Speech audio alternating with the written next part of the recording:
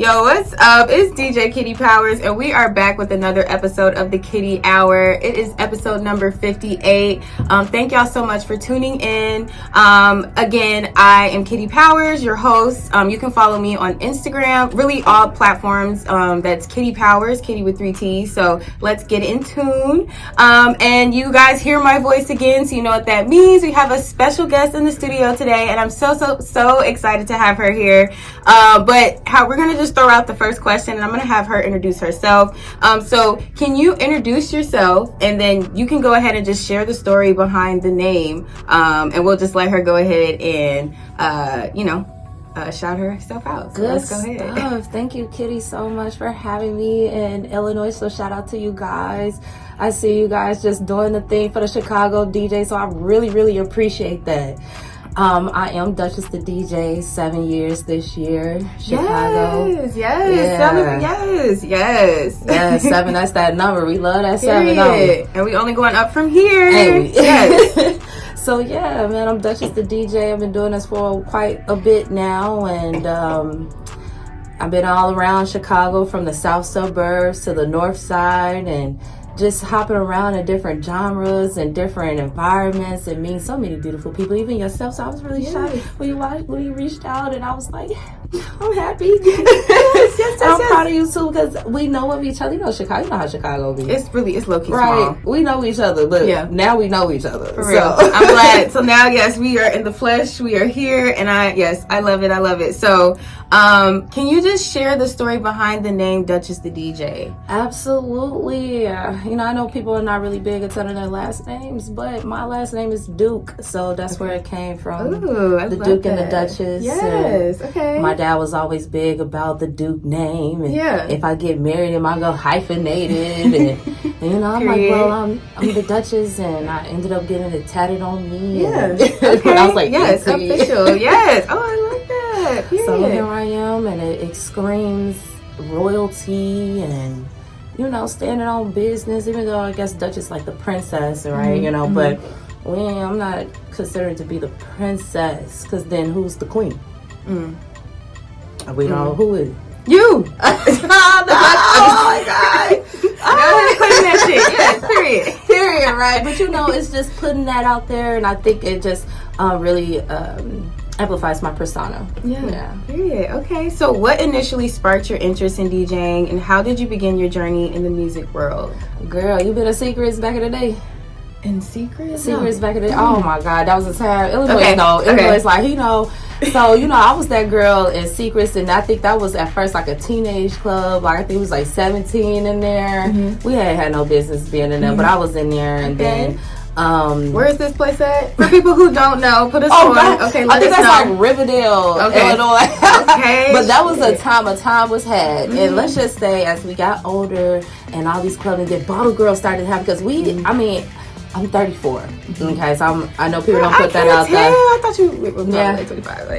Thank you. Thanks. Yes. Really though, but as we got older, all my friends started to become Bottle Girls, and they started to do different stuff, and I was like, I can't do that. So I know I had a love for music, and I had a team of A&Rs and people that were in radio, and I just had a good, strong support system, and it just seemed only right for me to do this. And so I started following DJs, and I remember particularly, I normally don't do this, but I'm going to shout him out, DJ Playmaker. Shout out to him. Shout out to him. Yeah. Probably one of the few people that said, I'm going to teach you, G. I got you, G. Yeah. Give me that hard brother love, right? Yeah. And I was in the booth with him, and I remember, I see it in like slow-mo, all the people dancing and they just having fun and drinking. Now you put your mind at 19-year-old, and you get to see this, and you like, I want to do this. So he saw I was serious, and we taught me, and I just took off from there. And it's inspiring to move people without talking to them. For real. So let me ask, when he taught you, did you learn through vinyls first, or controller, or like what was his like technique of? I learned through vinyl first. I think that's essential, keeping those essentials through music. And as you know, we're losing that a little bit, but I think that's very important that people take it back to what started this. Because with the controllers, that is playing off of the vinyl. So if you don't know one or the other, like, it's kind of hard. You just teaching you from a whole new place, and it just doesn't, like when I teach DJs how to DJ and whatnot, and I'd be like, oh, okay, learning from here, this is why it's like this, because of where it came from in a vinyl aspect. But yeah, that's where I started from. And to say, you know, you say your coins, and you get your control, and then after that, it's like, where y'all want me to DJ at? Right, you know? where y'all need me at? I got a speaker. Right, period. Okay. All right, so now we're going to kind of go more into your journey and your growth and just highlighting your Chicago roots and beyond. So how did you immerse yourself into the Chicago music scene, and what challenges did you face along the way, if any? Girl. And you know, I don't know, do you keep up with Cassinet and them? And you know, a little bit. You know, Zoe, how she like the only chick, and I feel bad for her, and because I know what that feels like. I was the only female DJ other than me and Lady Shaw in the South Suburbs, DJ Lady Shaw, so shout out to her. Shout out to her. Legend. Yeah, man, we was out here, was me and her really holding it down in the South Suburbs. So I'm talking about Harvey, Dalton, where all the mega clubs were. And so as I started to maneuver, I'm like, this just ain't it, y'all, and this ain't just for me. Y'all forcing me to open, and y'all forcing me to play the only music that y'all want to hear, or what they want to hear, and I just don't aspire to be exactly that. I just want people to dance and love and be free, and you know how it be, right? You know, they just want ratchet from the time you start to the time you end. Girl. So, you know, being under the wings of guys, it's gonna help you out. It definitely had thickened my skin for this industry. So that's why I mentioned the Cassinet and Zoe thing, because it's hard being the only woman, especially when you doing what you're supposed to do. If you feel woman to woman. Yeah, for real. So I think that's how I started, and then I started branching off, and I moved closer to in the inner city, and I realized there's no need for me to go 30 minutes south no more. We're gonna go 30 minutes north. Period. Right? Yes. And we're gonna just have, you know, different environments, different music, and season that sound a little bit. Yeah. Period. Okay, so we kind of talked about this, but you used to live in Wisconsin in a period of time. How did that influence your musical journey? I'm happy you asked that. You're probably the only person that asked that, because I think when people think of Milwaukee or Wisconsin, they just, I don't know what y'all think, cheese or something, but I probably would have never found out about Lil Boosie unless I lived there, because they are big Boosie fans. They've been wearing grills in there up in Milwaukee, and they've been riding Chevys, and we had this thing called cut traffic, and we used to just go in the streets and just cut off the whole block. And that sounds like fun. That sounds like fun. I'm going down memory lane. Yes. Cause it's like that helped. That helped a lot. Yeah. And they are so southern. I tell people it went from Memphis, and then they skipped Illinois and went right to Milwaukee, because baby, they was country up there. So 10 years got me a good little, you know, some of that oomph that I needed to come back, and thank God it's not just cheese and I don't know what they y'all have think. Culture. They got culture. Period. Yeah. Okay. So, all right. So now we're gonna kind of go more into your musical style and technique and things like that. So, how would you describe your DJ style, and what genres do you gravitate towards during your set? So if I had to describe it, and a girl came up to me one time and she said, I was in the back and I just took a moment to just listen, and I just knew it was you. And I was like, why? How you know that? She's like, it sounded like a story to me. And I kind of just took that, and I was like, I think that's what it is. Yeah. I storytell. I know how to take a crowd take them on a journey. I think that's very important. People leave feeling some type of way. Yeah. And okay, I think that's like you crate digging a little bit. Yeah. Not a playlister, you're a crate digger. Okay, period. Yeah, I create experiences. Yes. So, to really understand my sound, I guess it's like eclectic storytelling. I dip and dabble in all genres, from lay it down, you always lay it down, all the way to Arcade Tornado. Yeah. And I think that's what helps being a DJ, being able to know all of that. Yeah.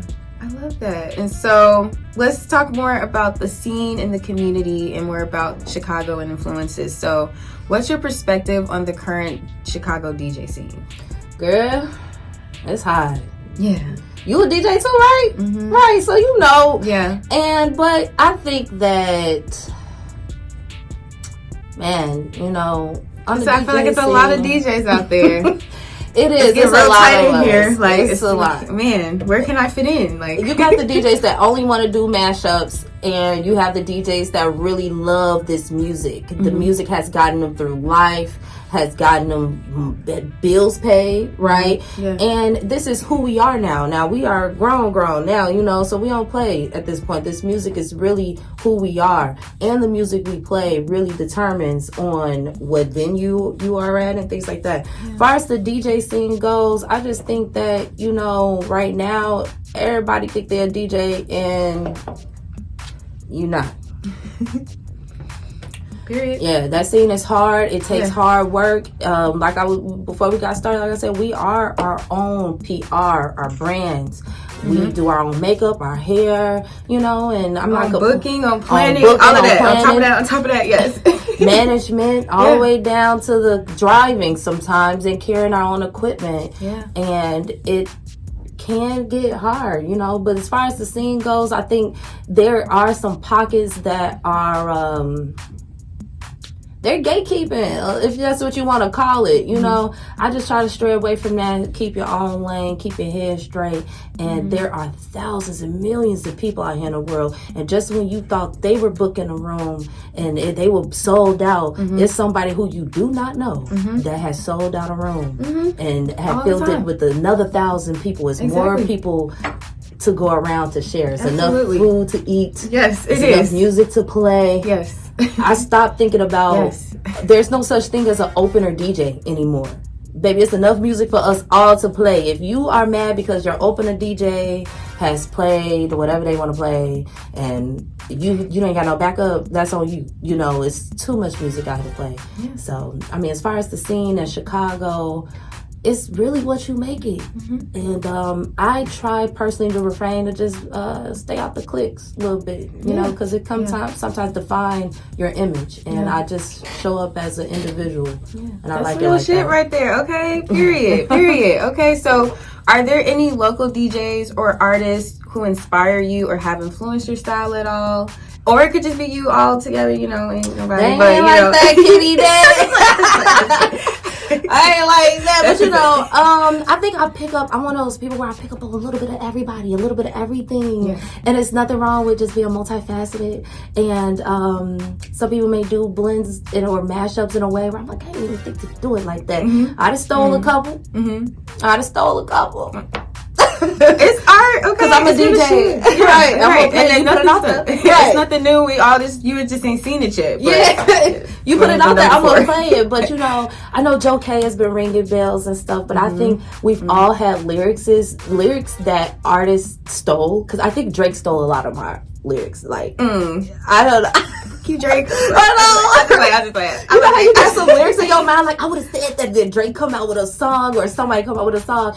And so it's just I get a little bit of influence from everybody. Yeah, I love that. Period. So, but I love Joe K though. Joe K, I think he said that. Shout out to him. Yeah, I think he did it for us. Where it's like it's okay to play those tracks that nobody know. It's put people on. Yes. Yeah, we'll talk about the put on later. But that's what it's all about, because that's our job as DJs. And that's why I'm like, everybody can't be a DJ, because you know how nerve-wracking it is. You have to play that song anyway. You gotta play it anyway. No, the crowd may or may not like it, but you gotta do it anyway. Yeah. And when you do it and they go somewhere else, they're gonna be like, I heard that before. That's how it's our job. It'll all come back, all full circle. Period. Yes. Who are some of your broader musical inspirations, both within and outside the DJ community? You could have touched on that. Might be the kind of the same question, but any other people you may want to shout out at all? Any people you've worked with in the past that you enjoyed working with? Or, I wish I would have had known this question. I would have had a list of people, because you know, I think it's time to just give people their flowers. Absolutely. You know, and I guess I'll just shout out to DJ V-Dub, DJ Bam, DJ Mustafa Rocks, the whole, I could keep going. Shout out to all of them. Juki the Kid. Yes. You know, even the women. I know you had Hillary Banks on here. She's such a cool girl, man. She is. She's dope. Lovely. Y'all check out that interview too. She's so sweet. Like she's an angel. Yes. Yes. And who else I could think of? Like AM PM. We you know, she's on the radio. And I wish I would, because I could have a list. Like if I ever get an award for something, I'm gonna have to have a list because everybody somehow touched the part of this 7-year career at some point. Yeah. And as far as music wise, you know, you got your Robert Glasper. You know, right now I'm definitely diving more into like the jazz house and the what they call it, like Afro house or tropical house, whatever they want to call it.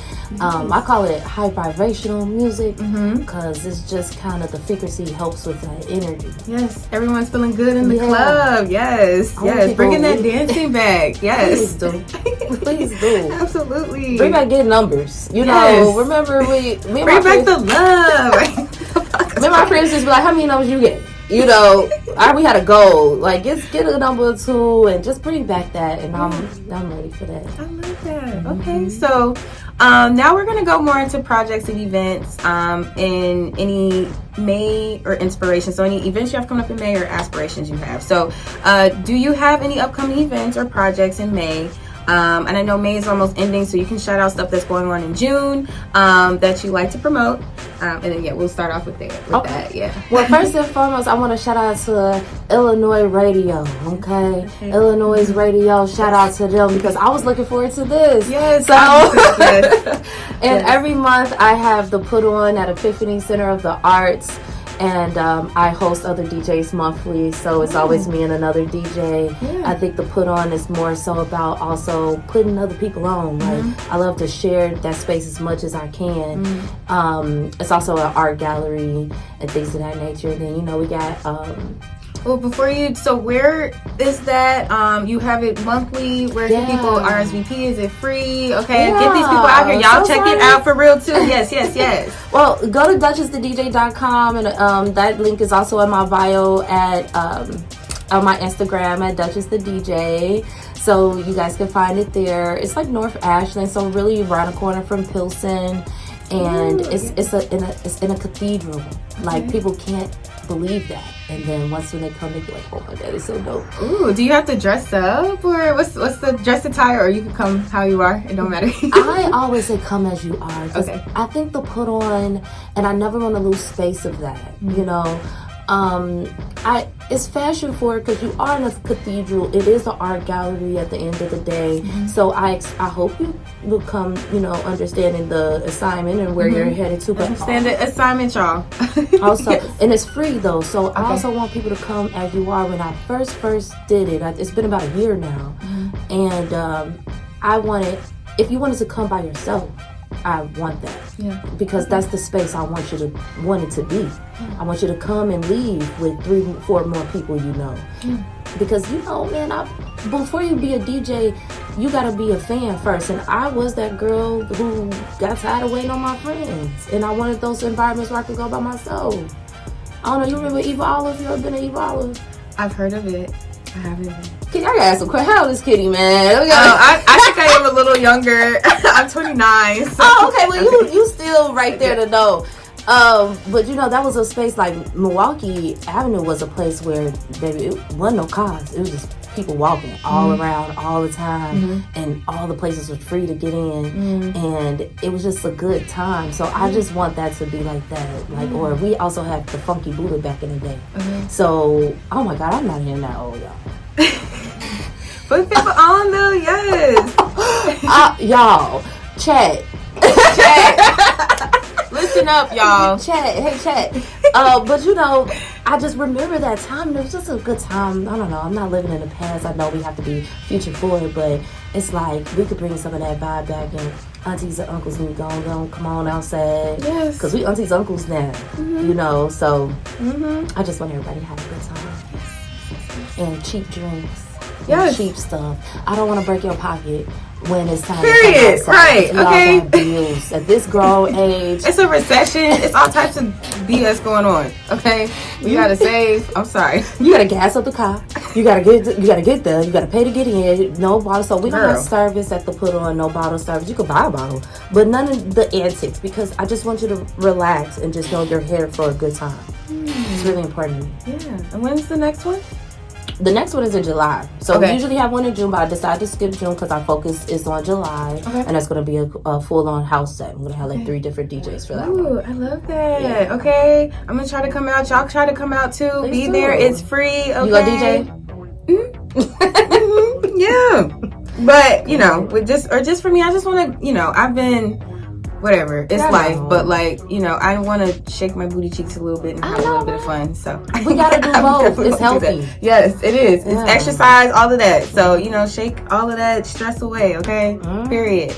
Okay, so are there any dream gigs or venues you're aiming to perform at this year? I love this question. I think I want to do more of just getting that bigger crowd. Like, I guess more. Is it venues or?